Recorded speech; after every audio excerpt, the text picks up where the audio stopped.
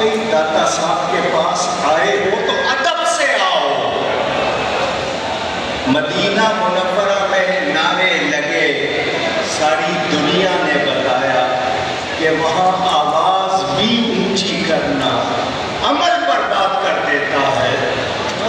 یہ میرے اسی نبی کا شہزادہ، یہ نہ آتے تو آپ کلمہ بھی نہ پڑھ پاتے، ان کی مہربانی ہے کہ یہاں کلمہ پڑھا جا رہا ہے، اور آپ داتا دربار میں آ کے یہ کچھ کر رہے ہیں۔ یہ سکھایا علماء نے، پیروں نے یہ سکھایا۔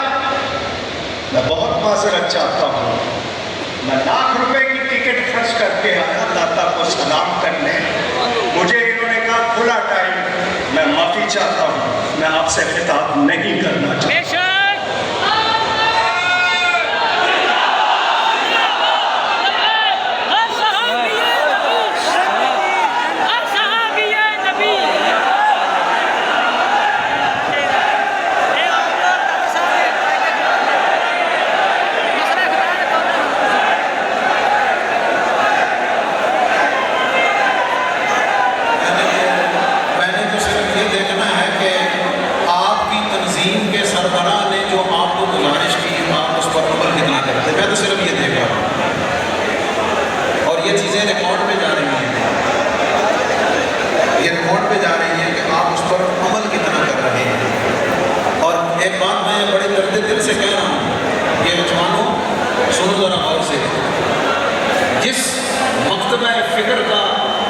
اتنا سنجیدہ عالم دین،